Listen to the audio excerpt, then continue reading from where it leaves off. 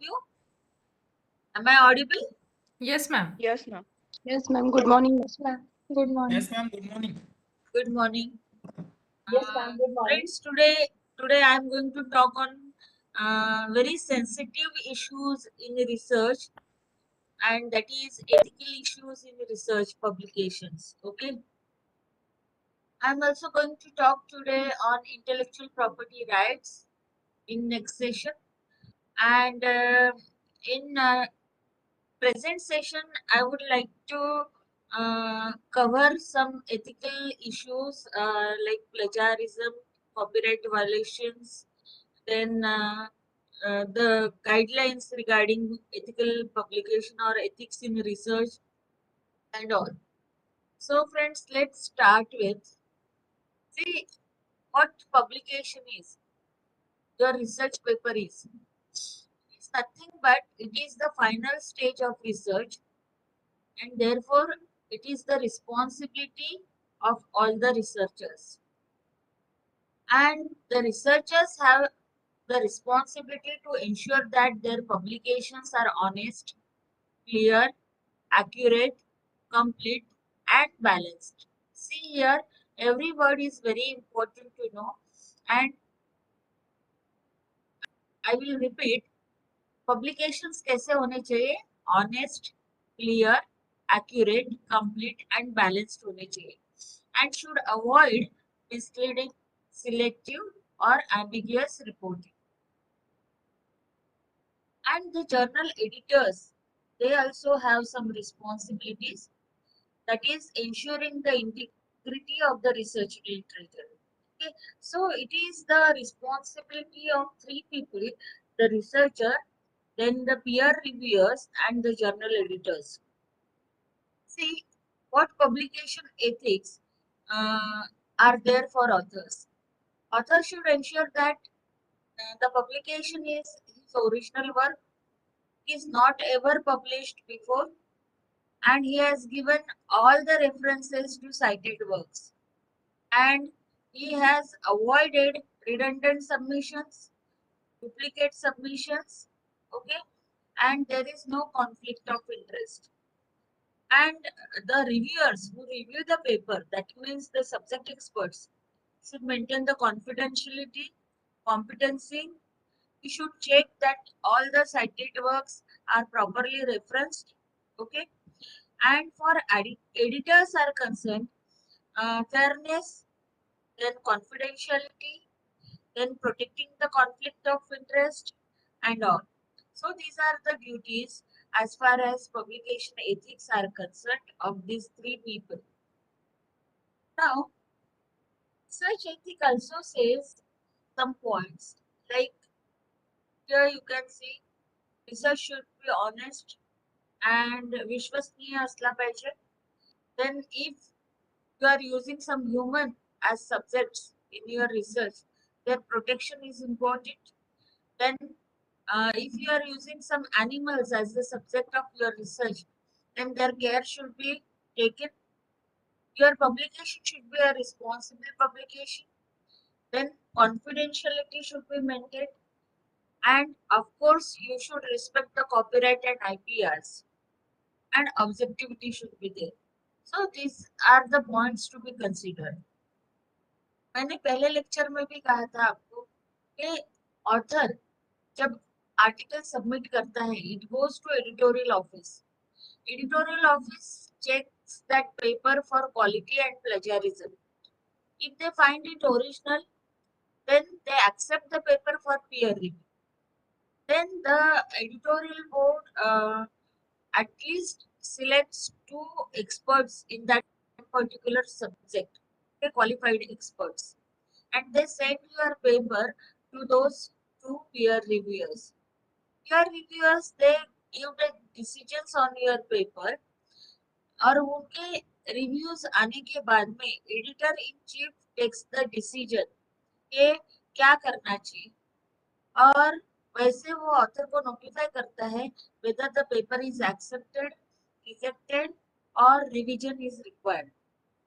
फिर रिवीजन अगर है तो ऑथर रिवाइज करके वो पेपर देता है, वो फिर से रिव्यूअर के पास में जाता है, और if the reviewer is satisfied, then the paper is approved for publication and accepted for publication. If it is not approved by the reviewers, then again it is rejected. Okay. Now, if the paper finds at this stage, if it is copied and plagiarized, then also it is directly rejected without peer review. So this is actually the life cycle of a paper. Okay. Now, what are the guidelines documents on publication ethics? See, friends, there are some uh, basic guideline documents available. जैसे कि हर journal का author instructions करके एक page होता है, that is also a typical guideline.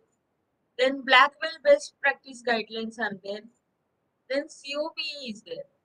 COPE stands for Committee on Publication Ethics, right? Or this is very important for all of us because UGC has recommended scope document to be followed for research publications, right? तो आपको ये कोप के बारे में जानना अत्यंत आवश्यक है, जो मैं हमारे सब्सिक्वेंट स्लाइड्स में आपको बताना चाहूंगी. Then there is one more ICMJ, that is International Committee of Medical Journal Editors. Then GPP, that is Good Publication Practice for Pharmaceutical Companies. Then EMWA, it is for European Medical Writers Association. CAC, Council of Science Editors. And WEB, World Association of Medical Editors, and EASE, European Association of Science Editors. So these are the basic guideline documents you should read on publication ethics. See, this is the homepage of ICMJ. It is for medical journals, journal editors, and you can see these are all the guidelines given over here. Okay. If you search for the word plagiarism in this document, you will get 15 documents on various aspects of plagiarism, okay, and guidelines. So in this way, you can search this particular document. See, this, I have searched for scientific misconduct, expressions of concern, and retraction. Then comes one more, that is good publication practice. Okay. Actually, this guideline document is for pharmaceutical companies. Pharmaceutical companies. Then this is EMWA. EMWA is European Medical Writers Association, and they are also providing some guidelines about publication ethics. इसमें आप देख सकते हो, in this way the documents are given and you can read all these documents. Then Council of Science Editors, they also give one guideline document, and here you can see under publications, you will see white paper on publication ethics. When you click on this, ये paper खुलता है और इसमें आप देख सकते हो कि अलग अलग जो एथिकल इश्यूज है उसके बारे में guidelines. Then WEM is there. WEM is for medical professionals, medical editors, and under policies, you can see under policies section, they have given ethics and professionalism for authors. Then for authors also, they have described the ethical issues for authorship, then ghostwriting, then predatory journals. Okay, so these are conflict of interest, then global health and politics, peer review guidelines, and all other. And this is each document, that is European Association for Science Editors. Okay, so these are the guideline documents. ये documents आपको पता होना research scholar को अत्यंत आवश्यक होता है. Okay. Now, what are the general principles of research ethics? Integrity, respect, good consequences, and fairness. These are the four basic general principles of research ethics. Now, as per Norwegian National Committee for Medical and Health Research Ethics Guidelines for Research, कौन से points important है from ethical points? That is quest for truth, academic freedom, quality, voluntarily informed consent.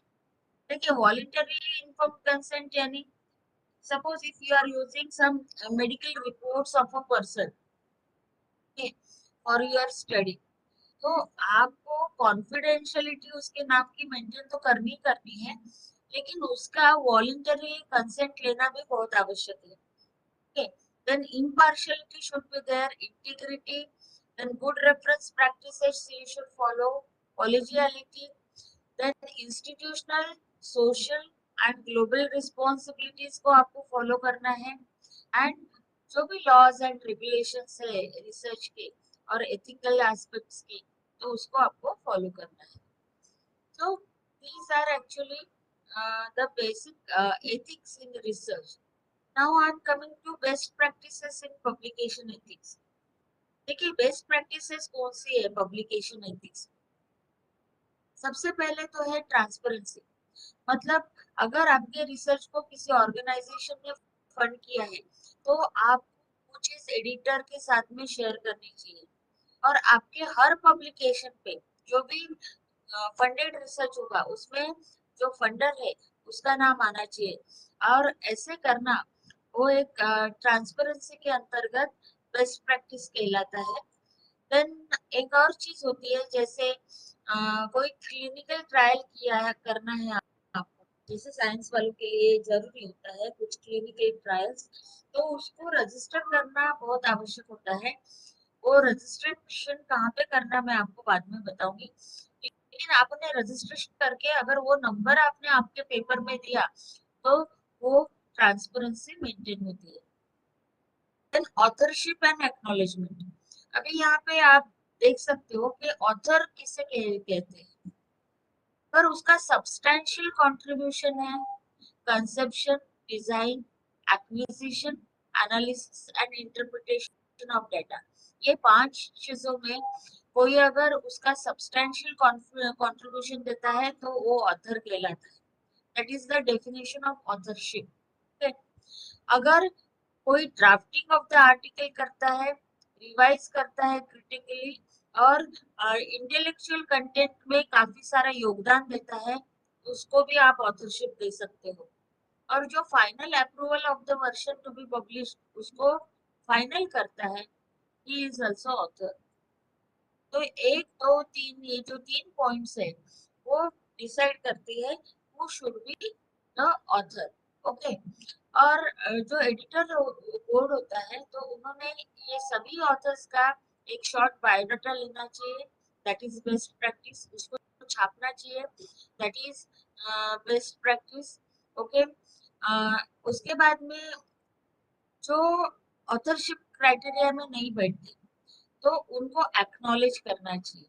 सो जो acknowledge का pattern follow करते हैं, that is also best practice followed in the journal publications. देखिए हर author की information लेना और उसको डिस्क्लोज करना, that is also the best practice along with the funding resources. Then जैसे ग्रुप है, एक ग्रुप में रिसर्च चल रहा है, ओके. तो वो ग्रुप ने क्या करना चाहिए, they should identify the individuals who accept direct responsibility for the manuscript. ऐसे लोगों को उन्होंने शॉर्टलिस्ट करना चाहिए कि जो डायरेक्ट ऑथरशिप के क्राइटेरिया में आते हैं. And when submitting a group author manuscript to corresponding author should clearly indicate the preferred citation and should clearly identify all individual authors as well as the group name. मतलब जिसको आपने responsibility दिया है correspond करने का, तो उसने clearly individual authors को आइडेंटिफाई करना चाहिए और ग्रुप का भी नाम जो है वो लिखना चाहिए. और जो ऑथरशिप क्राइटेरिया में नहीं आते, again you should give the appendix of all the persons involved under acknowledgement section. अभी देखिए कभी कभी redundant और multiple publication consider ना करना, this is also the best practice of the journals. जैसे देखिए ऑथर क्या करता है, कभी कभी पोस्टर्स बनाता है based on his findings, conferences को भेजता है, एब्स्ट्रैक्ट्स कॉन्फ्रेंसेस को भेजता है. कोई इम्पोर्टेंट मीटिंग है तो उसमें वो डिस्कस करता है अपने रिजल्ट्स को। ठीक है।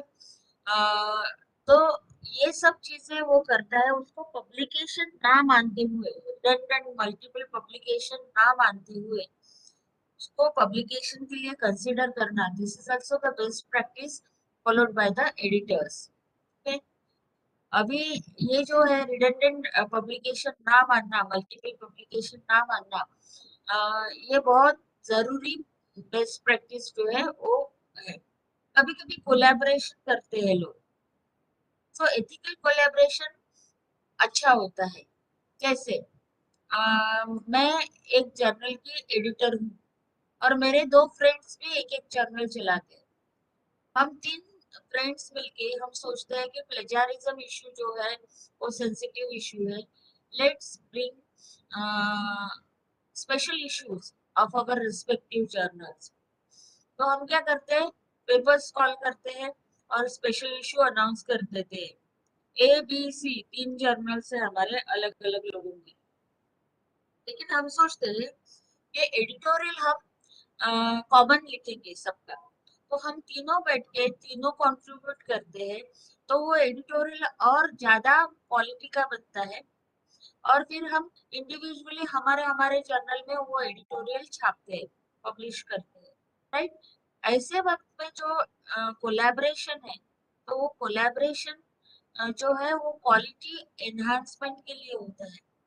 तो हर एक जर्नल में हर एक एडिटर ने बाकी दो एडिटर का नाम वो ऑथर करके लिखना जरूरी होता है। So in this way it is that. देखिए, रिसर्च का जो इंटीग्रिटी है उसको बढ़ाने का रिस्पॉन्सिबिलिटी एडिटोरियल बोर्ड का होता है। तो जब भी आपको रिसर्च मिसकंडक्ट समझ में आता है, कि आपको डाउट आता है कि रिसर्च में डेटा फैब्रिकेशन हुआ है, डेटा फॉल्सिफिकेशन हुआ है, प्लेजरिज्म की केस है, तो अप्रोप्रिएट टीम बना के, कमिटी बना के अथॉरिटीज की, आपको उसको इन्वेस्टिगेट करना चाहिए। सबसे पहले आपको ऑथर का ओपिनियन लेना चाहिए। Okay, that is very important to enhance the research integrity. जैसे आप human subject, human as subject, animal as subjects use कर रहे हो, तो डब्ल्यूएचओ ने कहा है कि क्लिनिकल ट्रायल्स आपको लेना है और उसका रजिस्ट्रेशन जरूरी होता है। रजिस्ट्रेशन के लिए उन्होंने कुछ साइट्स बताया है, जैसे www.clinicaltrials.gov and all. Okay, then protecting the rights of research of participants as well as the subjects। देखिए, आपके रिसर्च में जो भी पार्टिसिपेंट्स हो, अगर आपका सर्वे है तो सर्वे कर रहे हैं, तो जो भी आपके पार्टिसिपेंट्स है सर्वे के, और subjects you are using, that means animal as subject और जो भी है, तो उनका हक जो है वो प्रोटेक्ट करना बहुत ज्यादा इम्पोर्टेंट होता है। ओके, उसके बाद में ये तो हमारा हो गया। उसके बाद में रिस्पेक्टिंग द कॉन्फिडेंशियलिटी, जैसे मैंने कहा कि आप कुछ टेक्निकल इमेजेस, रेडियोग्राफ्स, माइक्रोग्राफ्स किसी पेशेंट के ले रहे हो, तो उसका कंसेंट होना चाहिए और उसके नाम का कॉन्फिडेंशियलिटी मेंटेन होना चाहिए। Then respecting the cultures and heritage. So editors should exercise sensitivity when publishing images of objects that might have cultural significance, right? Cultural significance और हेरिटेज को ऑलवेज प्रोटेक्ट करना चाहिए और केयरफुली यूज करना चाहिए। Then informing readers about research publication. देखिए, एक paper journal में पब्लिश हो गया, लेकिन पब्लिश होने के बाद में अगर आपको पता चलता है कि उसमें कुछ एरर्स है, तो आपके पास में एराटा का जो है प्रोविजन होना चाहिए। मतलब नेक्स्ट इशू में आप रनिंग पेजेस पे ही एराटा देना चाहिए कि पिछले इसमें ये गलती हुई थी, तो वो हम करेक्ट कर रहे हैं अभी, राइट। सो दैट प्रोविजन होना, वो itself is a best practice. अगर आपने कोई पेपर रिट्रैक्ट कर दिया कि उसमें पब्लिकेशन के बाद में एरर, एरोनियस डेटा, प्लेजारिज्म, मिसकंडक्ट पाया गया, तो आप उसको पब्लिकेशन स्टेटस से रिमूव कर सकते हो। That is called as retraction of paper. और अगर ऐसा कोई पेपर रिट्रैक्टेड हुआ है तो उसके ऊपर में वाटरमार्क से रिट्रैक्टेड करके लिख के वो यूजर्स तक पहुंचाना बहुत आवश्यक होता है कि this paper has been retracted, don't use this paper for your further research. तो एराटम, रिट्रैक्शन और एक्सप्रेशंस ऑफ कंसर्न जो है वो नंबर्ड पेज में आपके इशू में छपना चाहिए, नंबर्ड पेज पे। ओके, उसके बाद में should cite the original article, और ये सब चीजें जो है ये इम्पोर्टेंट होती है from the best practice point of view. Now publishing the work from a journal on staff. देखिए मैं एडिटोरियल बोर्ड में हूँ, मैं उस जर्नल का स्टाफ हूँ, मेरा पेपर उस जर्नल में नहीं छपेगा क्या? हाँ, छप सकता है, that is the best practice. केवल पूरे रिव्यू प्रोसेस से मुझे दूर रखा जाएगा एज द एडिटोरियल बोर्ड में। सो अपने स्टाफ का भी पेपर उसमें छपने का अपॉर्चुनिटी देना, that is also treated as the best practice. Then of course time is very valuable. So timing of publication जो है वो बहुत इंपॉर्टेंट होता है। आपके जर्नल का टाइमली पीयर रिव्यू हो रहा है, टाइमली पब्लिकेशन हो रहा है, टाइमली इशू पब्लिश हो रहा है, तो ये सब बेस्ट प्रैक्टिसेस कहलाती है। Then there is one more, conflict of interest. देखिए ऑथर का कॉन्फ्लिक्ट ऑफ इंटरेस्ट हो सकता है, जैसे regarding patent ownership, regarding stock ownership, consultancies, may be personal interest, political, intellectual, religious interest हो सकता है। तो ऐसे सब इंटरेस्ट को प्रोटेक्ट करना एडिटोरियल बोर्ड का एक बेस्ट पॉलिसी कहलाता है। देन जैसे सप्लीमेंट्स निकालना, स्पेशल इश्यूज निकालना, ठीक है, तो ये सब जो है वो बेस्ट प्रैक्टिसेस में आता है। थीमेटिक इश्यूज निकालना, then copyright agreements, then online open exclusive license forms, creative commons, तो ये सब बेस्ट प्रैक्टिसेस में आते हैं as far as protection of intellectual property is concern. With these 16 best practices, there are 16 best practices for research publications.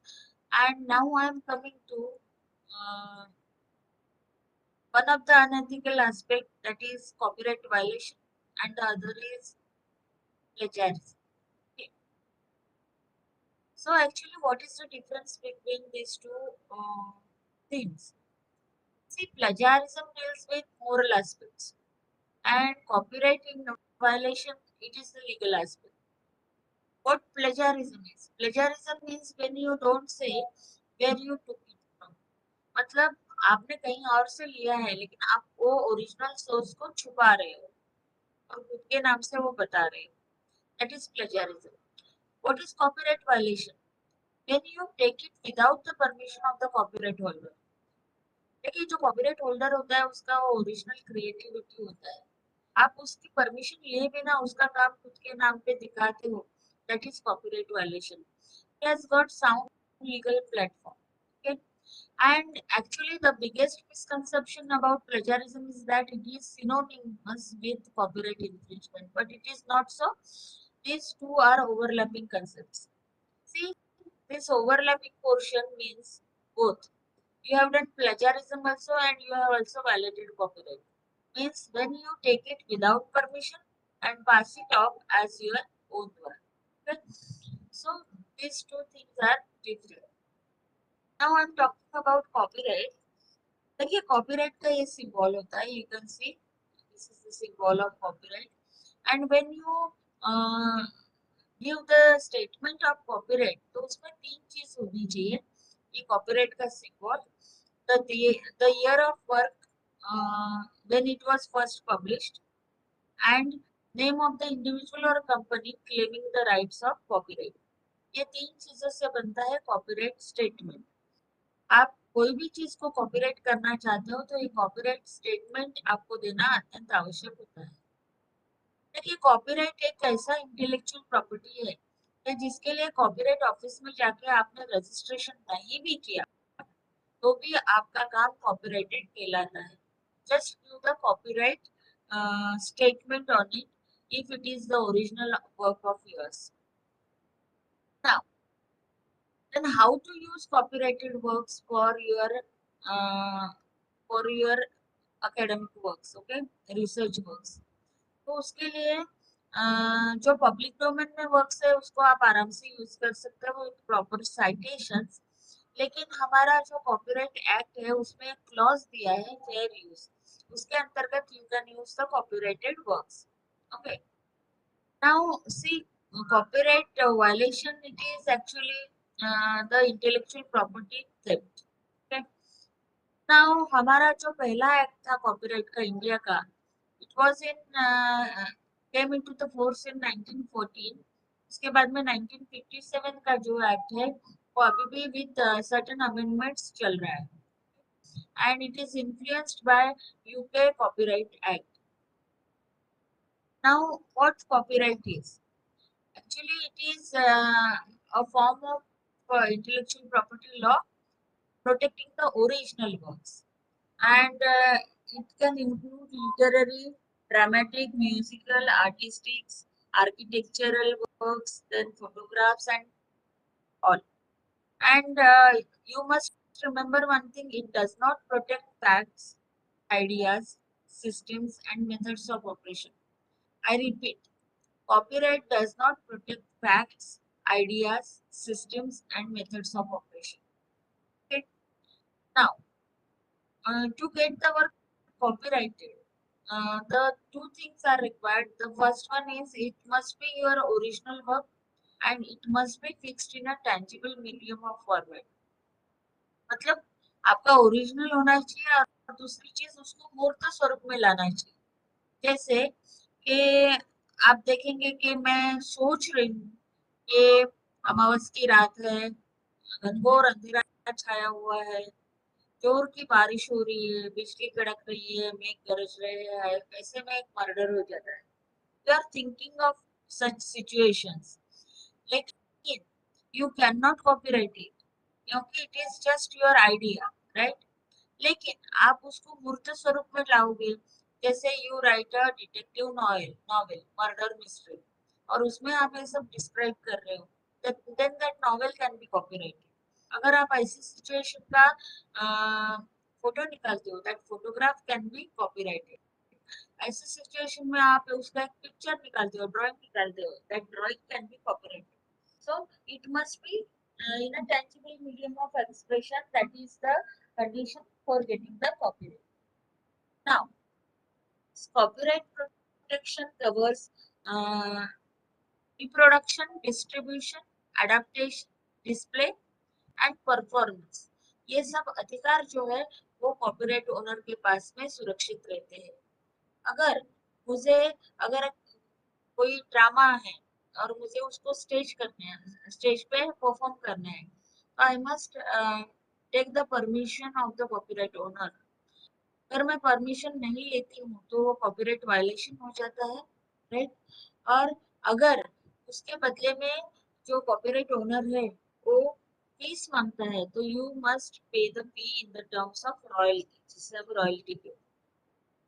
This is the official page of our copyright office, which is situated at New Delhi, and these are all links, and you can uh, refer to this page whenever you want to know about copyright.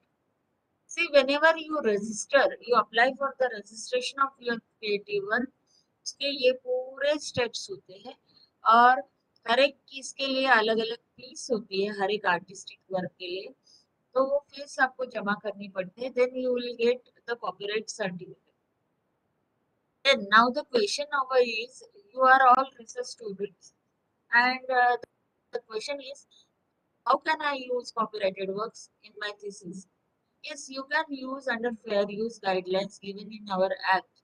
Okay, और उसमें क्या क्या involve होता है? सबसे पहले permission लो copyright owner की। दूसरा, वो रॉयल्टी मांगता है तो रॉयल्टी फीस पे करो। तीसरा होता है contracts and licenses, right.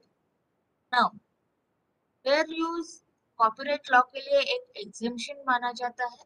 Okay, जैसे कमेंट्री है, पैरोडी है, न्यूज रिपोर्टिंग है, रिसर्च एंड एजुकेशन के लिए है, तो इसको उसके लिए आप कॉपीराइटेड वर्क्स का इस्तेमाल कर सकते हो विदाउट परमिशन और पेमेंट, विदाउट परमिशन और payment, but you should site the work, site the work, that is important. It does not allow use of authors entire work. देखो फेयर यूज है, research के लिए नॉन कमर्शियल पर्पस के लिए use कर रहे हैं, इसलिए आप पूरा के पूरा पेपर यूज करोगे, it is not allowed under fair use. और अगर आप एट्रीब्यूशन दिए बिना कुछ पार्ट यूज कर रहे हो, वो भी अलाउड नहीं है, it is not fair use. तो fair use allows you to use parts of another's copyrighted work without permission or charge, provided you attribute these parts to their creator. ठीक है, एक्नॉलेजमेंट देना, साइटेशन देना बहुत important होता है. Now for use to be fair, criteria कौन से है फेयर यूज के? देखिए जो कॉपीराइटेड वर्क होता है उसका very small portion you should use. That is the criteria of brevity. कभी कभी आपका थीसिस जो है इट इज अर्जेंट मैटर, उसके डेडलाइंस होते हैं, राइट? तो ऐसे वक्त में अगर आपको परमिशन लेने का फुर्सत नहीं मिला, तो आप एक लेटर उनको डाल दीजिए कि we have used this portion but it is only for thesis purpose. Then your use should not deprive of the creators of income. जैसे मेरा किताब कॉपीराइटेड है, अभी आपने लाइब्रेरी से इशू किया, इसका फोटो कॉपी निकाल ली, मेरा कीमत है 2,000 रुपये, और मेरा जो पब्लिशर है वो मुझे 20% देता है हर बुक के पीछे. तो 2,000 रुपये का 20% हुआ 400 रुपये, यानी आपका मेरा 400 रुपये का नुकसान करते हैं. तो ऐसा अगर आप मेरा नुकसान करते हो, it is not fair use. Fair use जो है वो पर्पस डिसाइड करता है, then nature of use, then amount आपने कितना यूज किया कॉपीराइटेड वर्क्स का, एंड उसका इफेक्ट मुझ पर क्या पड़ा. So these are the criteria for fair use. Now I am coming, जैसे मैंने कहा कि इन सब चीजों के लिए क्रिटिसिज्म, कमेंट्री, टीचिंग, स्कॉलरशिप, आप फेयर यूज में कॉपीराइटेड वर्क्स का इस्तेमाल कर सकते हो. These are all non commercial purposes. Fair use में ब्रेविटी क्राइटेरिया जो है it is only small portions. तो उसको डिफाइन करने के लिए एक इंटरनेशनल कॉन्फ्रेंस हुई थी, तो उसके रिजोल्यूशंस कहते हैं 10% or 3 minutes, whichever is less of a motion picture. 10% or 1,000 words, whichever is less of textual material. 10% or 30 seconds, whichever is less of music. तो इस प्रकार से कुछ उन्होंने रिजोल्यूशंस दिए थे ब्रेविटी क्राइटेरिया के लिए. तो उसके जो रिजोल्यूशंस है वो गूगल में अवेलेबल है, आप देख सकते हो. नाउ कॉपीराइट बंडल जो है वो इकोनॉमिक राइट्स देता है आप. जैसे अगर आपके काम के आधार कोई रिप्रोड्यूस करना चाहता है, पब्लिश करना चाहता है, परफॉर्म करना चाहता है, उसका ट्रांसलेशन करना चाहता है, you can claim for royalty. So these are the economic rights given under copyright bundle to the original creators. लेकिन इसके अलावा भी एक राइट होता है, and that is the moral rights, that is also called as author special rights. तो देखिए ये बहुत बहुत इंपॉर्टेंट चीज होती है कि आगे जाके प्लेजरिज्म की केसेस जब होती है उसमें ये बहुत काम आता है, क्योंकि these are the legal provisions in our copyright act. अभी देखिए इसमें आता है right to paternity and right to integrity. Right to paternity का मतलब होता है claim of authorship of the work. देखिए आप ऑथर हो, आपने किताब लिखा, आपने कॉपीराइट ट्रांसफर किया किसको, पब्लिशर को करने के, लेकिन फिर भी आपका क्लेम ऑफ ऑथरशिप बना रहता है. दूसरा होता है राइट टू इंटीग्रिटी. अगर आपका काम को कोई डैमेज करता है, दैट इज डिस्टॉर्शन करता है, म्यूटिलेशन करता है, मॉडिफिकेशन करता है, so you can claim the damage charges under right to integrity. इसके लिए मैं आप एक उदाहरण बताना चाहती हूँ, केस स्टडी. देखिए ये पिक्चर में आपको दिख रहा है अमरनाथ सहगल जी है versus union of India, Pandit Jawaharlal Nehru ji दिख रहे हैं यहाँ पे। हुआ ऐसे कि 1957 में अ, उन्होंने अमरनाथ सहगल को बुलाया और उनको कहा कि एक ब्रॉन्ज का स्कल्पचर बनाइए, जो विज्ञान भवन के ग्राउंड फ्लोर में प्रस्थापित किया जाएगा। उन्होंने वो चीज को स्वीकारा। 1967 में उन्होंने 40 फीट बाय 140 फीट की एक मुरल बनाई ब्रॉन्ज की और वो विज्ञान भवन पर प्रस्थापित की गई 1962। फिर 1972 में क्या हो गया, उसी बिल्डिंग का फिर से रिनोवेशन हुआ। तो द देन अथॉरिटीज जो थी उन्होंने वो जो स्ट्रक्चर था उसको वहां से उठा के स्टोर हाउस में डंप कर दिया। जब अमरनाथ सहगल जी को ये पता चला तो उनको बड़ा दुख हुआ और उन्होंने सीधा 50 lakhs का डैमेज चार्जेस ठोक दिया यूनियन ऑफ इंडिया पे, under infringement of moral rights. और कोर्ट ने क्या डिसीजन दिया, कोर्ट ने बताया कि यस, इस केस में moral rights of the artist have been violated और यूनियन ऑफ इंडिया को बताया कि उसको डैमेजेस चार्जेस जो है वो पे करो और उनका काम उनको सम्मान के साथ वापस करो। These are actually the moral rights. These are hidden rights under copyright bundle. Then एक infringement की बहुत बड़ी केस हुई थी. That was the case of Crazy 4 between Ram Sampath versus Rakesh Roshan and Rajesh Roshan in 2008 in Bombay. Crazy 4 film जो आई थी तो उसका जो टाइटल सॉन्ग था जो शाहरुख खान और ऋतिक रोशन पे फिल्माया गया था, तो उसमें से एक पीस ऑफ म्यूजिक ऐसा था जो सोनी एरिक्सन मोबाइल एडवर्टाइजमेंट के लिए राम संपत ने कंपोज किया था। पीस ऑफ म्यूजिक इन्होंने चुराया था, राइट। तो जैसे फ्राइडे को फिल्म रिलीज होने वाली थी तो मंडे को बॉम्बे हाई कोर्ट में केस डाले राम संपत जी ने और इंफ्रिंजमेंट के लिए उन्होंने डैमेज चार्जेस 4 करोड़ के मांगे। कोर्ट ने भी डिसीजन दिया कि film can not be release with this infringed piece of music. तो उनका आउट ऑफ कोर्ट सेटलमेंट हुआ थर्सडे को इन ₹2 करोड़ और उसके बाद में वो फिल्म रिलीज हो गई। So these are all the copyrights. देखिए कॉपीराइट की बहुत ही, जैसे आम जनता कितना अवेयर नहीं होती है, अनअवेयर होती है ये कॉन्सेप्ट से, इसका ये बेहतरीन उदाहरण है। This is the case between J.K. Rowling and Salt Lake Durga Puja committee Kolkata. अभी कोलकाता में दुर्गा पूजा का उत्सव जो है मनाया जाता है, तो उन्होंने क्या किया, उस वक्त हैरी पॉटर बहुत जोर शोर से पॉपुलर वे में चल रहा था, तो का जैसे हॉगवर्ड कैसल है उस प्रकार से उन्होंने ये स्टेज बनाया और उसके ऊपर में हैरी पॉटर के चित्र लगा दिए। जब जेके रावलिंग तक ये बात गई तो उन्होंने दुर्गा पूजा उत्सव कमेटी पे 20 lakhs का डैमेज चार्जेस ठोक दिया। दिल्ली हाई कोर्ट को इस केस में पढ़ना पड़ा।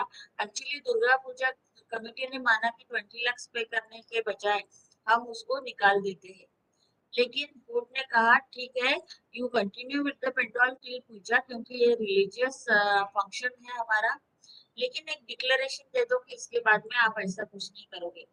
और उन्होंने जेके रावलिंग को ये चीज से मनाया।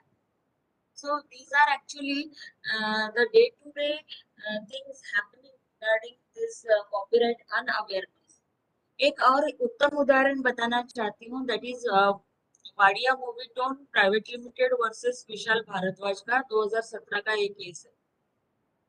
फैक्ट क्या है, एक मूवी आई थी 1930s में, हंटर वाली, उसमें एक यूनिक कैरेक्टर था फियरलेस नादिया स्टंट वुमन, तो उसका कॉपीराइट था। ठीक है। अभी दूसरे दिन जो अनदर मूवी रंगून बनाई 2016 में, उसमें कंगना रनावत थे और उनका कैरेक्टर था जानबाज जोली, लेकिन इसमें लीगल बैटल आ गया विथ वाडियाज। क्या लीगल बैटल था, ये जो फियरलेस नादिया कॉपीराइटेड कैरेक्टर था उसका ये कॉपी था Jaanbaaz Jolly. The costume, the character sketch, the style of walking, wearing a mask, then a whip, and being sent to woman and using the phrase bloody hell, everything was copied। अभी यहाँ पे क्या हो गया, तो कोर्ट ने कहा कि यस सब्सटैंशियल कॉपीइंग हुआ है यहाँ पे, और बैंक गारंटी 2 crores का यहाँ पे प्रोविजन किया गया, राइट। नाउ गजनी केस का भी हुआ था, तमिल मूवी आई थी गजनी इन 2005। यहाँ पर भी टेम्पररी मेमोरी लॉस का कैरेक्टर था, ओके। लेकिन he was out to get the revenge for his wife's murder. और फिर जो इसका हिंदी वर्जन आया उसमें उसके गर्लफ्रेंड का मर्डर का बदला लेने के लिए वो कैरेक्टर निकला। इतना ही डिफरेंस था, बाकी सब शॉर्ट टर्म मेमोरी लॉस वगैरह एवरीथिंग वाज सेम। तो यहाँ पे भी इंफ्रिंजमेंट हुआ था, ओके। अभी देखिए, अगर कॉपीराइट इंफ्रिंजमेंट होता है आपसे, तो इसके लिए सजाएं क्या है? Imprisonment up to 3 years but not less than 6 months, और आपको बहुत बड़ा फाइन यहाँ पे लगता है। सो ये जो है these are the criminal cases, आप यहाँ पे क्रिमिनल ऑफेंस होता है ये। तो कॉपीराइटेड वर्क सी और गोल, कॉपीराइटेड स्टेटमेंट चेक करना आपके लिए बहुत जरूरी है कि अगर वहां पे लिखा है कि can not B reproduced without the permission of the copyright owner, तो आपको उस ओनर की ये लेना, परमिशन लेना बहुत इम्पोर्टेंट होता है। मैंने अभी भी एक रियल केस सॉल्व की है इस बारे में, जिसमें उन्होंने जो कॉपीराइटेड पब्लिकेशन था उसमें से एक इमेज सिर्फ लिया अपने पेपर में, और उसको पूरा की पूरा एक्नॉलेजमेंट दिया। लेकिन वो जो ओरिजिनल ऑथर था उसने कहा कि मैंने वो इमेज बनाने के लिए एक सॉफ्टवेयर डेवलप किया, वो सॉफ्टवेयर डेवलप करके मैंने फोटो लिया उसका। तो ये जो मेरी मेहनत है, तो मेरी परमिशन उन्होंने क्यों नहीं ली? सिर्फ एक्नॉलेज करने से कोई मतलब नहीं है, मैंने लिखा है ना वहां पे you should take the permission, आपने नहीं ली, इसीलिए वो पेपर जो है वो रिट्रैक्ट हो गया उनका, मतलब out of publication status, elsewhere का पब्लिकेशन था, right. So these are the things actually. अभी देखिए, ये जो ओपन एक्सेस वर्ल्ड रहता है, तो उसके लिए भी कुछ लाइसेंसिंग सिस्टम्स है अंडर क्रिएटिव कॉमन्स। जैसे पब्लिक डोमेन में है, तो आप उसको कॉपी पब्लिश कर सकते हो, एट्रीब्यूशन की जरूरत नहीं होती है, कमर्शियल यूज उसका कर सकते हो, उसको मॉडिफाई अडॉप्ट कर सकते हो, you can change the license also if the work is in public domain. लेकिन जो ओपन एक्सेस पब्लिकेशन आपको सीसी बाय ये दिखाता है लाइसेंस, तो वहां पे आप कॉपी पब्लिश कर सकते हो, एट्रीब्यूशन देके आप कमर्शियल यूज भी कर सकते हो, मॉडिफिकेशन एडप्शन चेंज लाइसेंस भी कर सकते हो। लेकिन CC by SA, SA stands for share alike, okay. तो उसमें आपको लाइसेंस चेंज करने की परमिशन नहीं है। Then CC by ND that is no derivatives, तो उसमें आप उसको मॉडिफाई या एडाप्टेशन नहीं कर सकते, बाकी सब कर सकते। CC by NC that is non commercial होगा, तो आपको कमर्शियल यूज यहाँ पे डिप्राइव करना पड़ता है। देन सीसी बाय एनसी ऐसे, तो यहाँ पे नॉन कमर्शियल और आप लाइसेंस चेंज नहीं कर सकते। सीसी बाय एनसी यानी आप no derivatives and no commercial use, तो ये दो से वो डिप्राइव करता है। सो ओपन एक्सेस लिटरेचर को भी आप प्रोटेक्ट करके रख सकते हो with this creative common licensing systems. Now I am coming to the very important part, that is plagiarism. What plagiarism is? The plagiarism is the act of presenting another's works or ideas as your own. And the word plagiarism, it comes from Latin plagiarism word, that is इसका meaning होता है kidnapper. Okay. So what plagiarism is? Plagiarism is the act of presenting the words, ideas, images, sounds or the creative expression of others as your own. देखिए यहाँ पे हर शब्द महत्व आता है। आप किसी और के वर्ड्स लेते हो, आइडियाज लेते हो, you are not taking the words but you are borrowing the ideas, images, sounds, creative expressions, then आप without acknowledgement आप खुद का बताते हो, that is plagiarism. See, plagiarism is a sort of intellectual theft. It is proper use of others' writings, ideas, artistic expressions then presenting the works of others as one's original work, यानी दूसरों के काम को पूरा पूरा copy करना और खुद का काम बताना।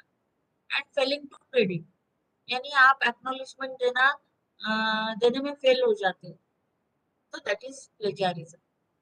एक बहुत अच्छी सी डेफिनेशन मिली उसकी, abbreviation, P for peer documentation, L lose control on textual meaning, act of demoralizing, getting poor reputation of the country, informing the wrong history, act of malpractice, risky literature, invisible referencing, selecting horrific writing and meaningless paraphrasing. So ये Google से मुझे उसका abbreviation मिला है। देखिए plagiarism दो प्रकार का होता है, एक नोइंगली किया जाता है जिसको हम इंटेलिजेंट प्लेजरिज्म भी कहते हैं, दूसरा होता है गलती से हो जाता है, गलती से हम रेफरेंस देना भूल जाते हैं। ओके, तो दोनों चीजों को आपको जो है प्लेजरिज्म में ही आती है। प्लेजरिज्म अभी तक क्या था? प्लेजरिज्म अभी तक सीरियस एकेडमिक ऑफेंस के तौर पे ट्रीट किया जाता था, और पनिशमेंट्स क्या होती थी? वार्निंग देना, सबमिशन ऑफ वर्क करना, उसकी ग्रेड को कम करना, उसको फेलियर घोषित करना। सो ये स्कूल कॉलेज लेवल में ये पनिशमेंट होती है। लेकिन अभी यूजीसी ने बहुत ही स्ट्रॉन्ग स्टेप्स लिए हैं, वो मैं आपको बताऊंगी। Right, C this is just a pillar. Boss कहता है सबऑर्डिनेट को तो प्लेजरिज्म का रिपोर्ट बनाकर लाओ, ये जाता है इंटरनेट पे www से प्लेजरिज्म का प्लेजराइज रिपोर्ट बना के लाता है। बॉस कहता है you have copied all this of the internet. There are various types of plagiarism. First one is word for word, that is the direct plagiarism. Means dicto as it is, you could just select, copy and paste. Okay, that is the dicto plagiarism, word to word plagiarism. The second one is mosaic. Mosaic का मतलब होता है, मराठी मध्ये आपण ठिगळ लावणं म्हणतो ना, मतलब एक पैचवर्क प्लेजरिज्म। एक पैच यहाँ से लिया, दूसरा वहां से लिया, तीसरा वहां से लिया और उसको इंटरव्यूवन कर दिया। तीसरे प्रकार होता है थिजोरस।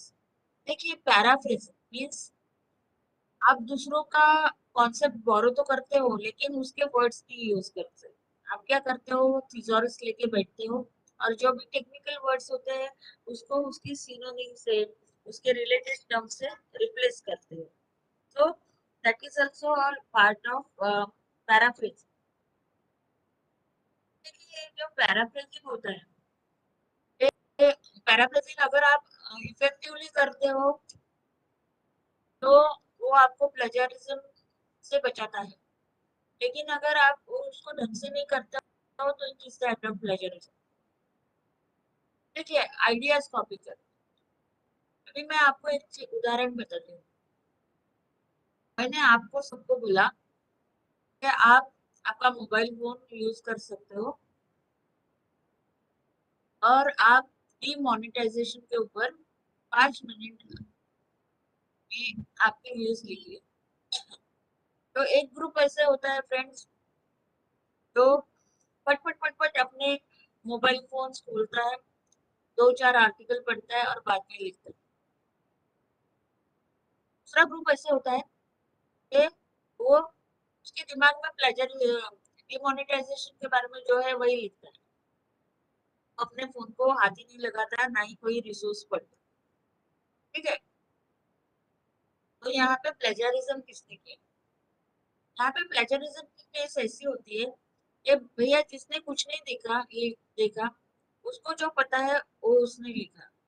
That means he have used the common knowledge, जो सभी को पता है वो उसको पता है वही उसने लिखा। लेकिन ये दूसरा ग्रुप जो था, उन्होंने फटफट मोबाइल्स का इस्तेमाल किया, 4-5 आर्टिकल्स पढ़े, उसकी डेट निकाली कौन से दिन से डिमोनेटाइजेशन हुआ और फिर उन्होंने लिखा। लेकिन उन्होंने जो देखा रिफर किया उसका रेफरेंस नहीं दिया। तो रेफरेंस नहीं दिया, उन्होंने उनके शब्द नहीं यूज किए, खुद के शब्द यूज किए, लेकिन उन्होंने कॉन्सेप्ट्स तो वहां से बोरो किए, आइडिया तो वहां से बोरो किया। नैतिकता ये होती है कि उसके रेफरेंसेस देना चाहिए। वो उन्होंने नहीं दिए तो वो इस पे आता है, प्लेजरिज्म में।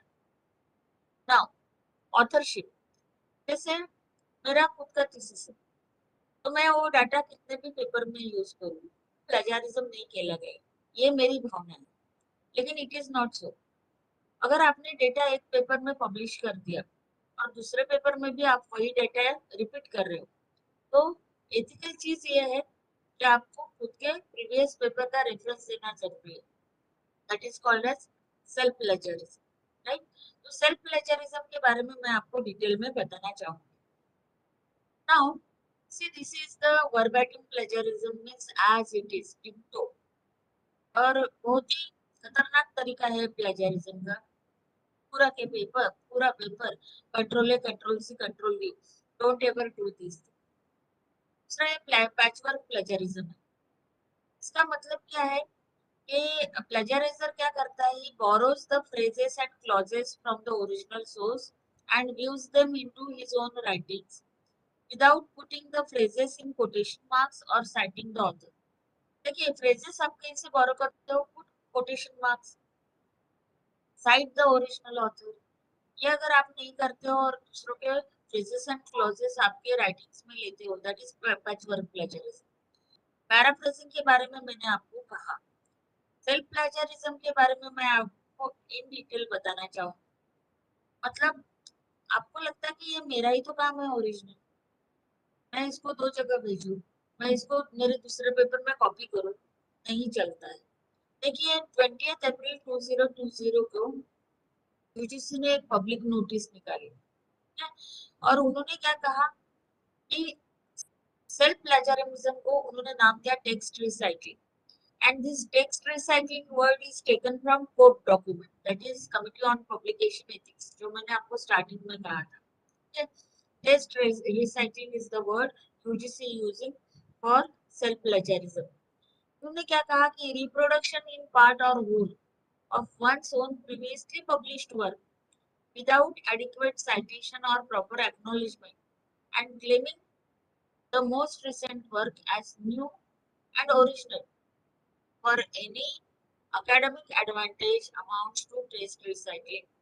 यानी आपके पुराने पेपर में से आप कोई पार्ट, डेटा, टेबल, फिगर लेते हो दूसरे पेपर में और प्रीवियस पेपर का साइटेशन दिए बिना आप उसको नया और ओरिजिनल बताते हो, तो वो एकेडमिक एडवांटेज के लिए कंसिडर नहीं किया जाएगा। ने फर्दर कहा है कि text recycling includes republishing the paper without citation. देखो कभी कभी क्या होता है, मैं आपको बताती हूँ। कॉन्फ्रेंस में प्रोसीडिंग में आपका पेपर आ गया, उसी को जर्नल में पब्लिश करते हो और पब्लिश करते वक्त आप हाइड करते हो कि वो कॉन्फ्रेंस प्रोसीडिंग में छपा है, दैट इज रिपब्लिकेशन। आप साइट नहीं करते हो कि ये पेपर पहले भी छप चुका है, ये साइट नहीं करते हो, that is the case of text recycling. उसके लिए सजाएं है। Then publishing small work from longer or previous work without citation। जैसे आपका थीसिस वर्क है, थीसिस में से छोटा सा पोर्शन उठा लिया आपने और आपने वहां पे एक्नॉलेज नहीं किया this is a part of your thesis. Then reusing the data already used without citation, मतलब डेटा एक पेपर में आपने यूज किया, दूसरे पेपर में भी विदाउट साइटेशन यूज कर रहे हो। Then breaking up longer study in smaller sections and publishing as a new without citation, ये भी गलत है। Then paraphrasing of previous work without due citations, तो ये भी self citation कहलाता है। So friends, note down this UGC public notice dated 20th April 2020 for self plagiarism। Now what are actually the steps the UGC has taken to curb the plagiarism? तो इन 2009 उन्होंने MPhil और PhD degree के लिए बताया है कि anti plagiarism policy बनाओ, और उन्होंने प्लेजरिज्म चेक करना कंपलसरी किया है 2009 से। और आपका थीसिस जो है उसकी सॉफ्ट कॉपी शोधगंगा में अपलोड करना है।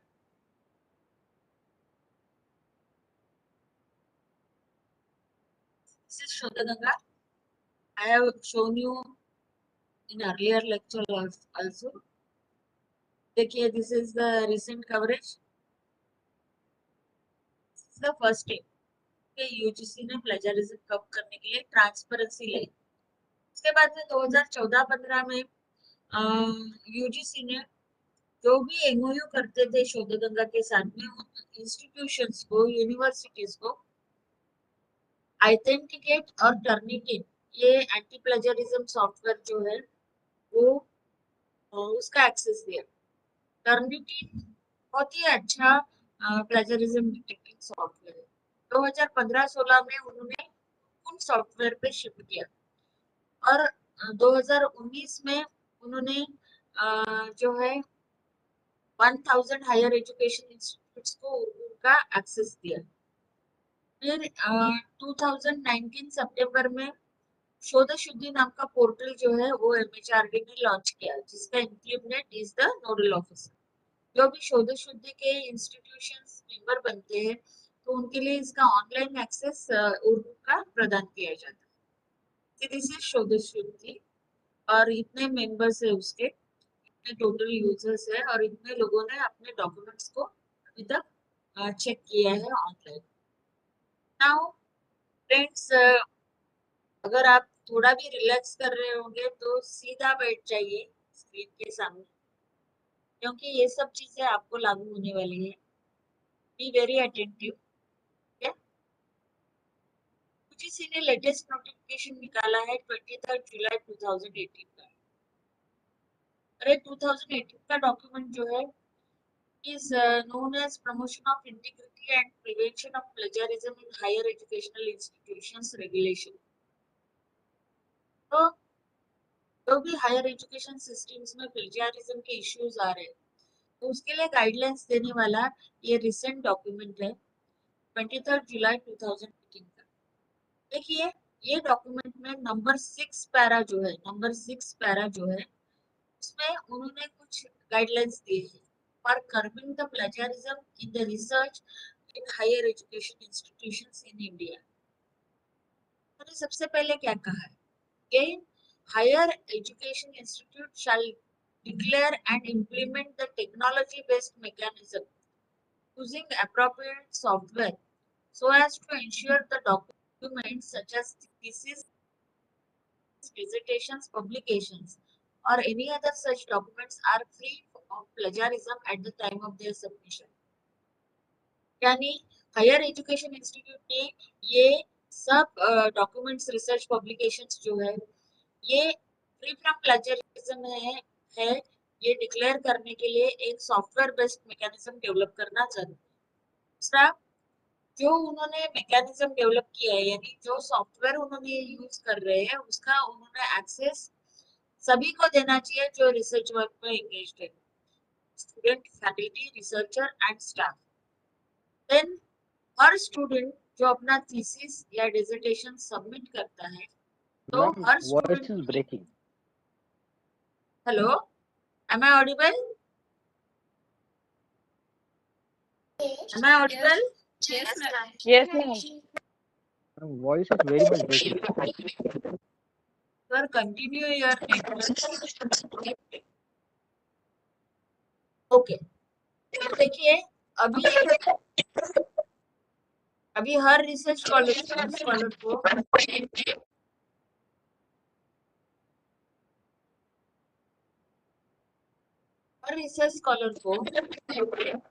थीसिस सबमिशन करते वक्त एक अंडरटेकिंग लिख के देना है.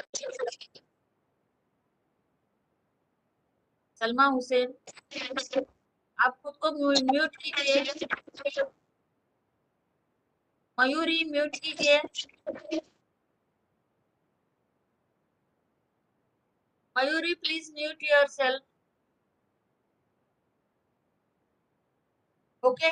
तो हर रिसर्च स्कॉलर को एक अंडरटेकिंग देना चाहिए उनके थीसिस में कि उन्होंने ये ओरिजिनल काम किया है and it is free from plagiarism.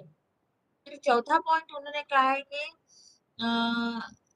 the undertaking shall include the fact that the document has been duly checked through plagiarism detecting tool.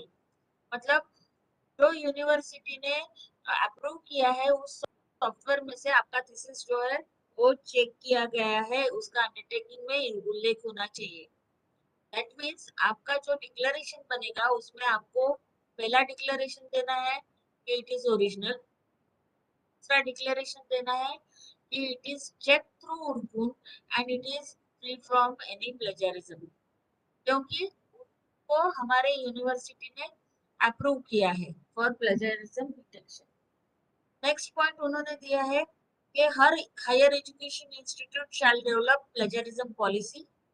उसको उन्होंने उनके कंसर्न अथॉरिटी से अप्रूव करके वो उसको होम पेज पे देना चाहिए, उनकी वेबसाइट पे होम पेज पे डिस्प्ले होना चाहिए। अभी देखिए स्टूडेंट डिक्लेरेशन देता है और उसका सुपरवाइजर सर्टिफिकेट देता है, ठीक है।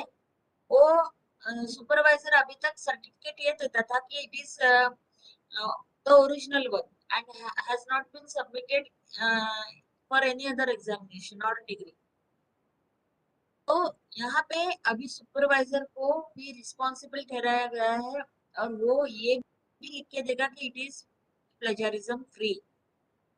उसके बाद में आपके थीसिस की जो सॉफ्ट कॉपी है वो आपके तो थीसिस अवार्ड होता है उसके एक महीने में, उसके बाद एक महीने में इनक्लूबनेट को जाना चाहिए और वो अपलोड होना चाहिए शोधगंगा। और लास्टली उन्होंने कहा कि हर यूनिवर्सिटी ने अपना खुद का इंस्टीट्यूशनल रिपोजिटरी बनाना चाहिए और उसमें वो इंस्टीट्यूशन के awarded thesis, presentations, paper publications ये सब अपलोड करना चाहिए। सो फ्रेंड्स 2018 में ये चीजें मैंडेटरी कर दी है और ये सब चीजें आपको लागू होगी, तो आप इन चीजों के ऊपर गौर कीजिएगा। नाउ यूजीसी ने इसी इसमें और एक चीज कहा है कि सिमिलैरिटी चेक। जैसे हम कहते हैं ना कि 15% प्लेजरिज्म पाया गया है, 20%, तो उन्होंने प्लेजरिज्म वर्ड को यूज किए बिना सिमिलैरिटी यूज किया है। वो कहते हैं कि 20% सिमिलैरिटी डिटेक्ट हुआ है, 50% सिमिलैरिटी डिटेक्ट हुआ है। तो सिमिलैरिटी ये शब्द उन्होंने यूज किया है 2018 के डॉक्यूमेंट। और उन्होंने कहा है कि ये जो सिमिलैरिटी चेक यानी प्लेजरिज्म चेक आप जब करते हो तो आपके थीसिस का कौन सा हिस्सा एक्सक्लूड करना चाहिए।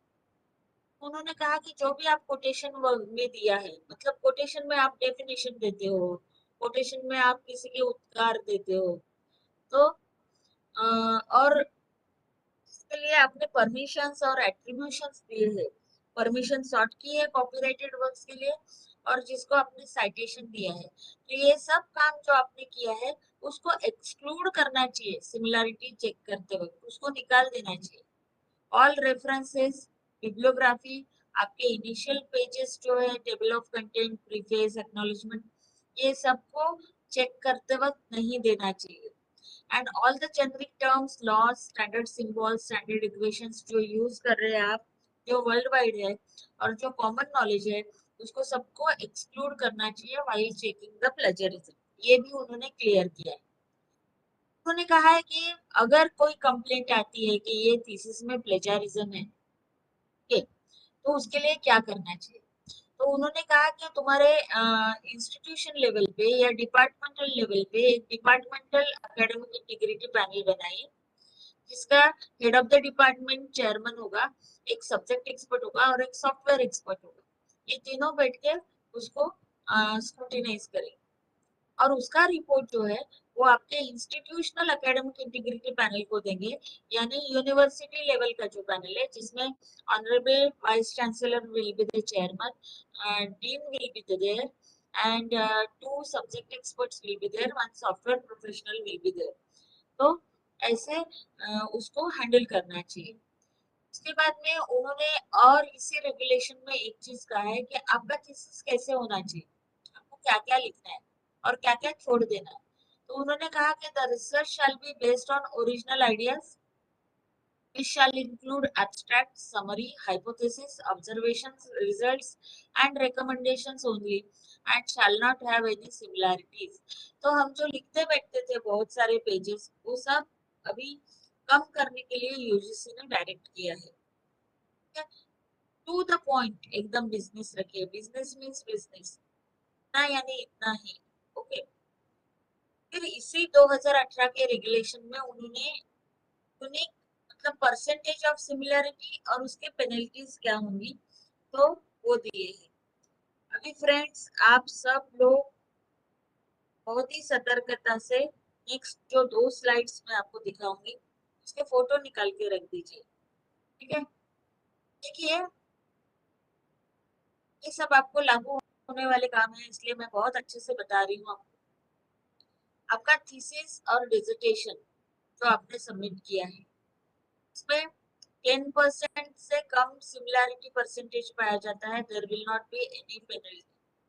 लेकिन आप थीसिस सबमिट कर रहे हो और उसमें अगर सिमिलैरिटी चेक में 10% से 40% सिमिलैरिटी पाई जाती है तो आपको थीसिस वापस दिया जाएगा और आपको थीसिस को 6 महीने के अंदर में सबमिट करना है।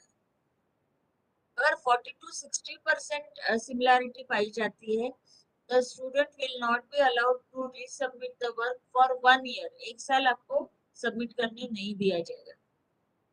पर 60% से ज्यादा अगर आपके थीसिस में सिमिलैरिटी पाई जाती है तो आपका रजिस्ट्रेशन कैंसिल हो जाएगा। तो these are the penalties suggested by UGC in the month of July 2018। थोड़ा आगे चलते हैं।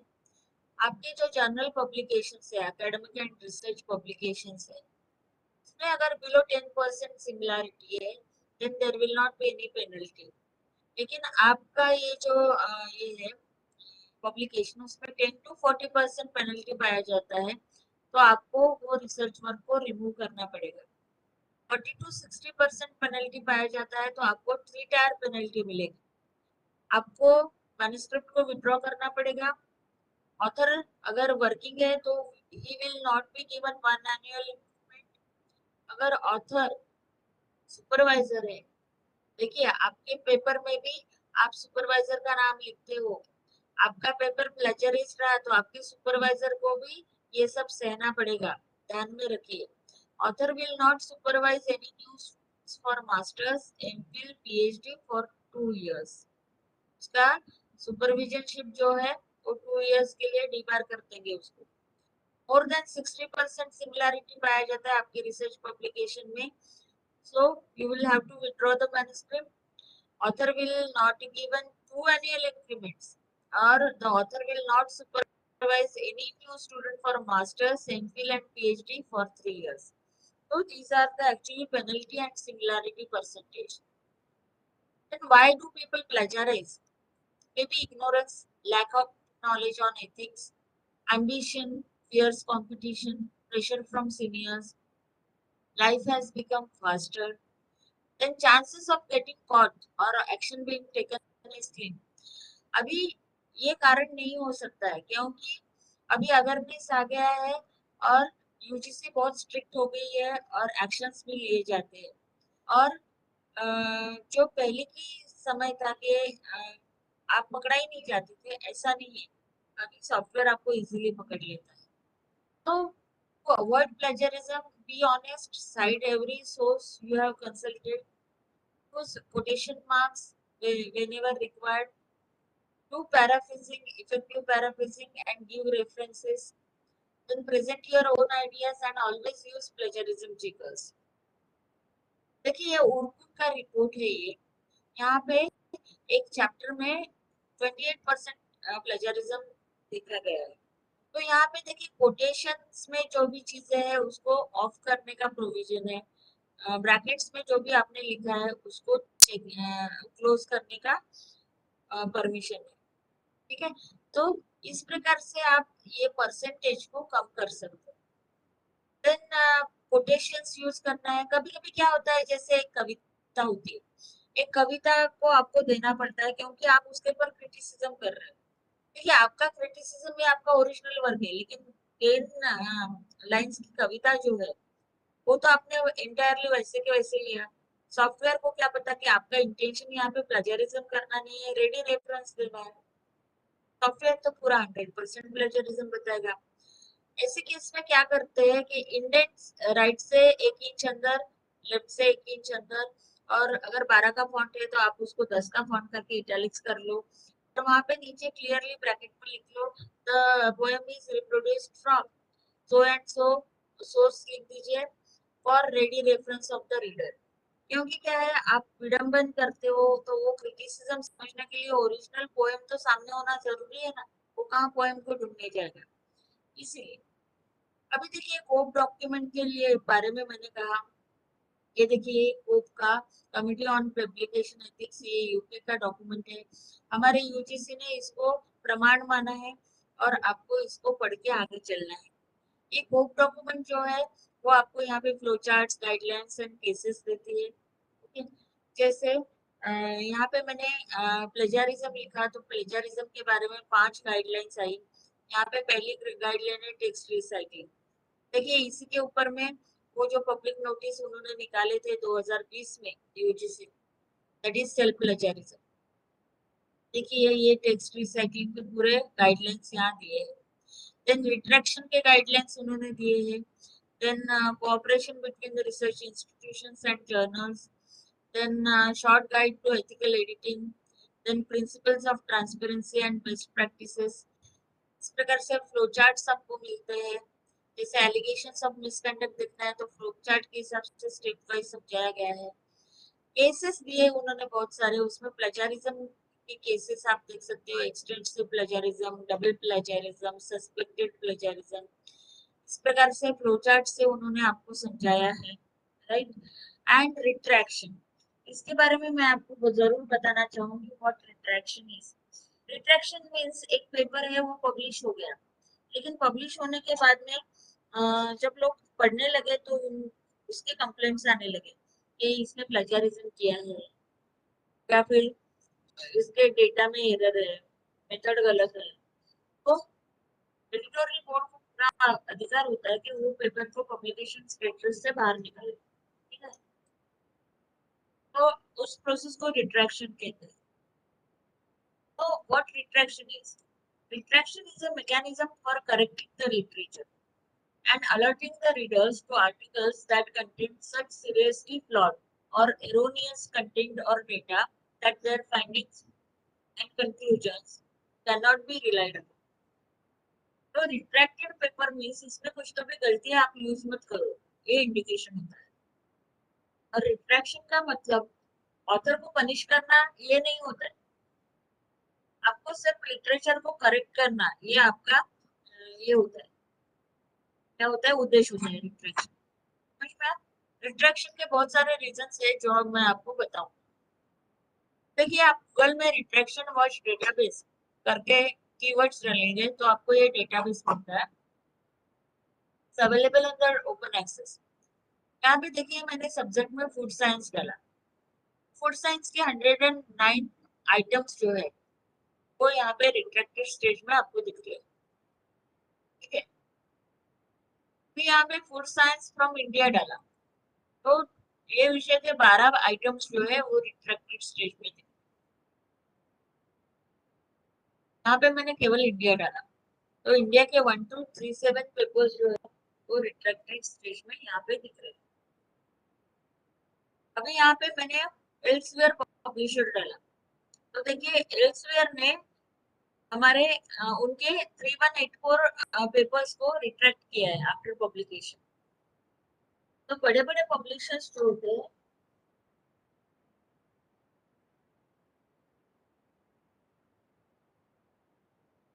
वो रिट्रैक्शन पॉलिसी को अडॉप्ट करते हैं। और रीजंस ऑफ रिट्रैक्शन क्या हो सकते हैं?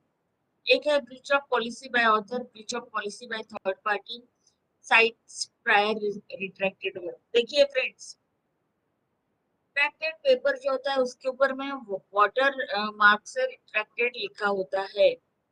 आपको ऐसे पेपर का साइटेशन आपके पेपर में बिल्कुल नहीं देना चाहिए, क्योंकि अगर retracted works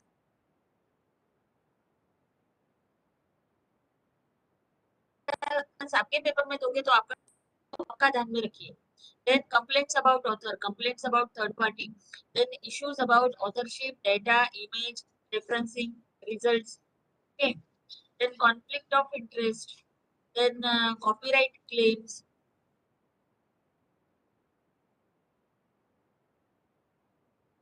Okay, then copyright claims, and then there are other like duplication of article, duplication of data, image, text, error by publisher, error in analysis, error in data, error in image, error in material, error in method. Okay, then ethical violations by author. Then you can also see plagiarism, fake peer review, falsification, fabrication of data, image results, then forged authorship, box paper. Then you can see lack of approval, then manipulation of images, manipulation of results, miscommunication by author, and misconduct by author, and all. Plagiarism of data, article, image, then text. Then you can see salami slicing, then unreliable images, unreliable data, and all. So इतने सारे reasons है जिसके तहत आपका paper withdraw हो सकता है. Okay. देखिए मैंने यहाँ पे पुणे यूनिवर्सिटी डाला एफिलिएशन, तो उनके यहाँ से 3 आइटम्स जो है वो रिट्रैक्ट हो चुके हैं. आप यहाँ पे देखेंगे these many research articles have been retracted. जैसे कोरोना वायरस पे बहुत सारा लिटरेचर प्रोड्यूस हुआ और उतनी गति से वो रिट्रैक्ट भी हुआ. तो देखिए these many papers on COVID-19 have been retracted from the publication status. इसमें ई लर्निंग का एक मॉड्यूल है कोप में, तो उसमें आप छोटे छोटे मॉड्यूल्स को स्टडी कर सकते हैं सेल्फ स्टडी पर्पस एंड इसको यूज कर सकते हैं. अभी देखिए कोलैबोरेशन. कोलैबोरेशन का मतलब क्या होता है कि इंडिविजुअल्स और ग्रुप्स एक साथ आते हैं and they share their expertise to solve the problems, create new solutions and explore new horizons. लेकिन एथिकल प्रैक्टिसेस में अनएथिकल कोलैबोरेशन भी पाया जाता है. यहाँ पे मैं आपको एक एग्जांपल बता रही हूँ. For an individual class assignment, two authors, A and B, they decide to collaborate. A compiles research notes, A compiles research notes, and B identifies the main findings. देखिए, ऑथर ए और बी एक साथ आते हैं. Okay, ये क्या करता है, रिसर्च नोट्स बनाता है और दूसरा फाइंडिंग्स बनाता है और दोनों अपना अपना अलग पेपर लिख देते हैं. So it is the case of both unethical collaboration also and plagiarism also. Okay? So ये अनएथिकल. अभी रिसर्च मिसकंडक्ट क्या होता है? रिसर्च मिसकंडक्ट ये जो ब्रॉड टर्म है उसमें फैब्रिकेशन, फॉल्सिफिकेशन और प्लेजरिज्म ये 3 इश्यूज होते हैं. कौन सी स्टेज में? तो रिसर्च के प्रपोजिंग स्टेज में, performing, reviewing of research and reporting research results. ये स्टेज में अगर फैब्रिकेशन, फॉल्सिफिकेशन, प्लेजरिज्म पाया जाता है तो उसका अर्थ होता है रिसर्च मिसकंडक्ट. अभी देखिए fabrication, falsification, plagiarism are 3 cardinal sins in research misconduct. What fabrication is? Fabrication का मतलब क्या है? तो कंस्ट्रक्शन और addition of data, observations or characterizations that never occurred in gathering of data or running the experiments. मतलब आप जब PhD का काम कर रहे हो उस वक्त जो चीज नहीं मिली, जो डेटा नहीं किया, उसको आपने फॉल्सली कंस्ट्रक्ट किया, ऐड किया, ऑब्जर्वेशन गलत ऐड किए, that is you have fabricated the things. What is falsification? Falsification means changing or omission of results data to support claims, hypothesis and other data. देखिए based on your data आपको आपके hypothesis, आपके claims जो होते हैं उसको validate करना पड़ता है. तो उसको वैलिडेट करना पॉजिटिवली, इसके लिए आपने क्या किया कि आपने जो रिजल्ट्स मिले उसमें से कुछ रिजल्ट्स को चेंज किया, कुछ डेटा आपने छोड़ दिया. So that is falsification. That means you have manipulated the research instrumentation, materials and processes. Okay. So these are the things. अभी देखिए जो कॉपीराइट लॉ है उसमें से कुछ पॉइंट्स जो है वो प्लेजरिज्म के लिए लागू होते हैं. जैसे section 57 of Indian copyright act 1957 जो है, तो ऑथरशिप राइट देता है. स्पेशल राइट्स में मैंने आपको कहा ऑथरशिप राइट्स देता है. देन स्पेशल राइट्स देता है वो ऑथर्स को कॉपीराइट एक्ट, ओके, जिसमें right of paternity and right of integrity जो मैंने आपको समझा के बताया है। और एक वायलेशन ऑफ कॉपीराइटेड वर्क्स के लिए सजाए जो है वो उन्होंने दिया है इम्प्रिजनमेंट एंड फाइन्स, राइट। देखिए जो कॉमन नॉलेज होता है, जैसे नरेंद्र मोदी जी भारत के पंतप्रधान है, ये अगर आपने कहीं पे लिखा, बच्चा बच्चा जानता है ये चीज, तो उसके लिए कोई रेफरेंस देना आवश्यक नहीं होता है। और ऐसे पॉइंट्स अगर सॉफ्टवेयर पकड़ता है तो उसको एक्सक्लूड करने का बटन रहता है, वो कॉमन नॉलेज को आप एक्सक्लूड करके परसेंटेज ऑफ सिमिलैरिटी को कम कर सकते हैं। सी, कॉमन नॉलेज दैट मीन्स सबको जो पता है वो चीज, उसके लिए रेफरेंसिंग की आवश्यकता नहीं है। अभी जो स्कैंडल्स हुए प्लेजरिज्म के, उसके बारे में मैं फटाक से बताना चाहूंगी। ये डॉरिस गुडविन जो है वो पुलित्जर प्राइज विनर है और उसी प्राइज के बोर्ड पे वो थी, but she was forced to step down from this board after she was found to have accidentally used another's words in one of her books. Accidentally हुआ, लेकिन she was disgraced और उसको वो board से राजीनामा देना लगा। Then she is Professor Madonna. She was accused of rampant plagiarism. Rampant means बार बार लगातार, okay? So she was fired from her position at Columbia University. ये जेसन प्लेयर है, न्यूयॉर्क टाइम्स का टॉप रिपोर्टर था, तो उसके ऊपर आरोप था कि he has plagiarized and fabricated in more than 40 stories। 2002 और 2005 के बीच में उसने जो भी 40 स्टोरीज लिखी न्यूयॉर्क टाइम्स के लिए, वो प्लेजरिस्ट थी। So he was forced to give up career। Okay? He was fired from his job।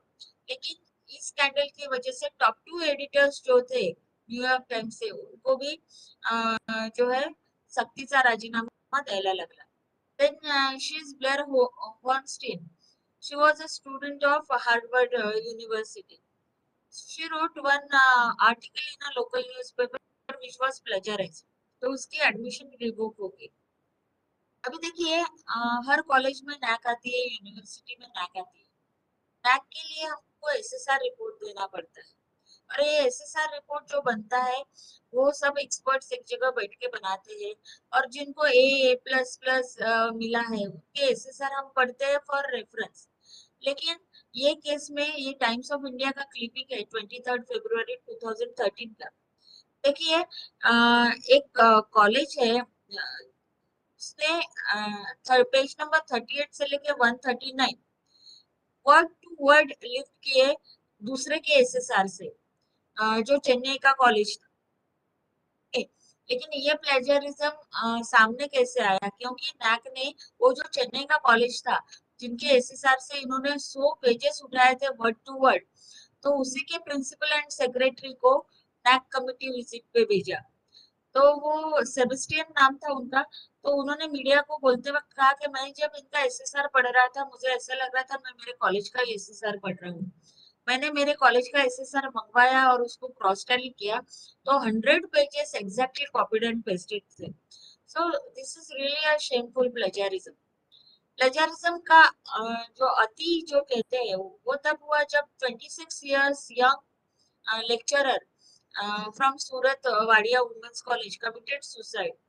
उसके एमफिल थीसिस में कुछ पोर्शन प्लेजरिस्ट था जिसका उसको डर था। Okay, she committed suicide. Then Indian science adviser CNR Rao थे, उन्होंने अपोलोजाइज किया for copying some text. Then एक दिल्ली हाई कोर्ट का एक डिसीजन हुआ था, जो जजमेंट दिया उन्होंने रोज वर्सेस सिप्ला केस में। तो वो जो जजमेंट था उसमें 33 पैराग्राफ्स एक पेपर से उठाए थे, और वो पेपर था शांताश्री मुजुमदार और ईशान घोष का, क्वीन मेरी जर्नल ऑफ इंटेलेक्चुअल प्रॉपर्टी में पब्लिश हो चुका था। तो दिल्ली हाई कोर्ट ने वो चीज मानी कि गलती हुई है, लेकिन उन्होंने रिस्पॉन्सिबिलिटी एक इंटर्नशिप करने वाली स्टूडेंट पे दे दी कि उन्होंने टैक्स लिखा था, राइट। फिर मुल्कराज आनंद, then Indrani Kat, then V.N. Narayanan, then B.S. Rajput, Vice Chancellor of Kumaon University, then Shiva Khera, तो ये बड़े बड़े लोग भी प्लेजरिज्म के केस में अटके हैं. Okay. So, when we talk about anti-plagiarism tools, there are many. जैसे गूगल का सर्च बॉक्स भी एंटी प्लेजरिज्म टूल के हिसाब से काम करता है. लेकिन टर्निटिन, ऑथेंटिकेट ये सब कमर्शियल सॉफ्टवेयर है और बहुत पावरफुल सॉफ्टवेयर है. This is the home page of Turnitin. आप देख सकते हो. सबसे मतलब मैंने यूज किया हुआ सबसे पावरफुल प्लेजरिज्म डिटेक्टिंग सॉफ्टवेयर है ये. और ये 30 लैंग्वेजेस में को चेक करता है. Then this is Urkund. ये हमारे लिए लागू है. आपका थीसिस उर्कून में चेक होगा. ओके, आपके पब्लिकेशंस भी उर्कून में चेक होंगे. सो फ्रेंड्स, उर्कून जो आपको रिपोर्ट देता है इट इज मैकेनिकल सॉफ्टवेयर, लेकिन उसमें बहुत एक्सक्लूजन के बटन्स है. जैसे कॉमन नॉलेज को आप एक्सक्लूड कर सकते हो. इसको कोटेशन में लिखा है डेफिनेशंस को, उसको आप एक्सक्लूड कर सकते हो. सर्कुलर ब्रैकेट्स को एक्सक्लूड कर सकते हो. तो ह्यूमन डिस्क्रिप्शन इज नीडेड. आपको मैकेनिकल रिपोर्ट दिया वहाँ के क्लर्क ने निकाल के 25% सिमिलैरिटी, तो आपको और आपके गाइड को वहाँ पे बैठ के फिर चेक करना पड़ेगा. देखिए, जो फ्री ओपन एक्सेस सॉफ्टवेयर है प्लेजरिज्म चेक के, जैसे ब्लैक स्कैन है, उसके बाद में you can see black tracker है, प्लेजरिज्मा .net है. Then you can see there are some more, that is Viper is there. Then free plagiarism checker is there. So ये सब ओपन सोर्स सॉफ्टवेयर है, लेकिन उनकी लिमिटेशंस बहुत ज्यादा है. So as far as your thesis is concerned, I will not advise you to use this software. You only go to authorized software of UGC, that is Urkund as on today, right? So आप इसमें check मत कीजिए कभी भी आपका thesis. और जो citation systems जो होता है उसके ऊपर थोड़ा एक्सपर्टाइज कीजिए. Use style manuals like APA, MLA, Chicago, Harvard. Okay, use online reference management tools like Zotero, Mendeley, Etno, and do your work honestly. And to conclude with, मुझे आपको बिल गेट्स का कुछ सेंटेंस बताना चाहूंगी. उन्होंने ये plagiarism को intellectual property theft कहा है. और उन्होंने कहा कि ये जो ऑनलाइन वर्ल्ड है उसमें प्लेजरिज्म 3 वेज में होता है. Stealing with the web, stealing within the web, and stealing from the web. So friends, our life is just like iceberg. जो हम दिखते हैं वो 10% होता है, 90% हमारा अंदरूनी हिस्सा होता है, जिसमें हमारे बिलीफ्स है, कन्विक्शंस है, वैल्यूज है, आइडेंटिटी है, मोटिव्स है, स्टैंडर्ड्स है, जजमेंट्स है. तो इसको रिस्पेक्ट कीजिए and do your research honestly. So thank you so much, and we will take 5 minutes break over here. Then we will start with our new topic, that is intellectual property. Ma'am, one doubt. Over Hello. to you, Preeti. Yes, Ma'am, one doubt. yes. Ma'am, जैसे अगर हम लोग chapter wise complete करके उसको कहीं check कर सकते हैं कि पूरा डेजिग्नेशन देने के पहले चैप्टर वाइज हो सकता है हाँ, या आप कहीं? चेक कर सकते हैं ना. आपके यूनिवर्सिटी में जाइए आप, वहाँ पे प्लेजरिज्म चेक के लिए प्रोसीजर होता है, उसको फॉलो कीजिए. वो अच्छा. जो प्लेजरिज्म चेक के लिए आपका रजिस्ट्रेशन लेटर लगता है, गाइड का लेटर लगता है, देन वो आपको आपका डॉक्यूमेंट चेक करके दे देंगे. Okay ma'am. Hello yes, hello बोलिए बोलिए. मैम, वो रिव्यू ऑफ लिटरेचर जो है रहता है, हाँ, वो भी प्लेगरिज्म में हाँ, आएगा? आएगा. इसीलिए तो मैंने आपको मैंने कहीं पे कहा हाँ, ना, ये रिव्यू ऑफ लिटरेचर लिखते वक्त you should be more precocious. ये आपको उसमें डिस्कशन पार्ट ऐड करना है. आप सिर्फ ऑथर्स के एब्स्ट्रैक्ट वैसे के वैसे कॉपी पेस्ट करोगे तो नहीं चलेगा. आपको उसके ऊपर में डिटेल काम करना पड़ेगा, राइट? यस, ओके वही ओके. एक पोर्शन होता है जिसमें बहुत ज्यादा परसेंटेज ऑफ सिमिलैरिटी पाया जाता है, तो उसके लिए आपको स्पेशल एफर्ट्स लेने पड़ेंगे.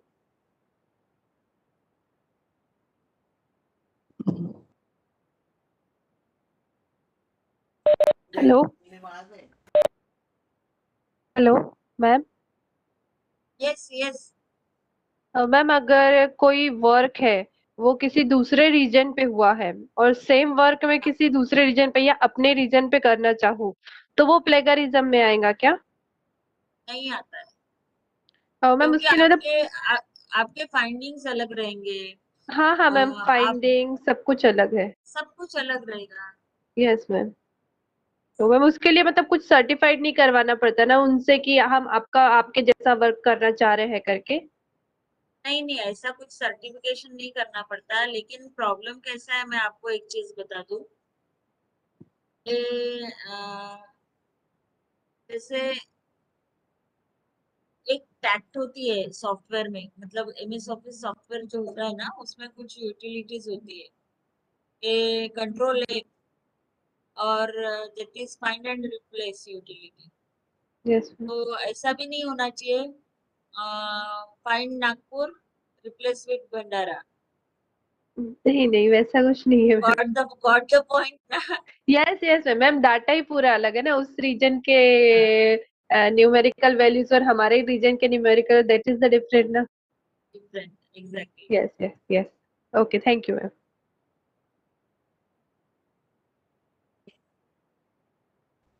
Hello hello yes yes.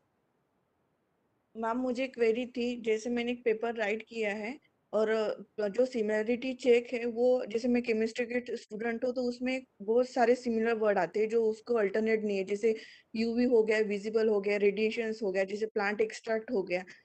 तो पेपर में प्लेगरिज्म तो नहीं, लेकिन ये 10% के ऊपर ही आता है मैम सिमिलरिटी चेक। तो उसके लिए क्या अल्टरनेट, मतलब क्या कर सकते के हैं? लिए क्लोजिंग बटन से, क्लोजिंग टैब से सॉफ्टवेयर में, उसके लिए क्लोजिंग टैब्स है, तो वो ओके टैब्स को आपको इस्तेमाल करना आना चाहिए। इसके लिए प्रॉपर सॉफ्टवेयर का ट्रेनिंग आपको लेना चाहिए। Okay ma'am. उसको आप एक्सक्लूड कर सकते हो from plagiarism check. Okay ma'am. Okay ma'am, thank you.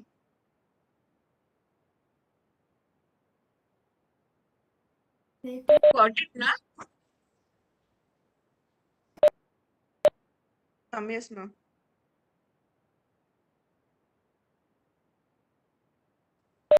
और किसी को कुछ पूछना है?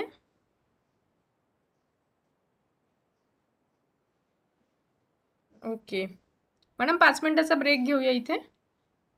तो येस मॅम. ओके.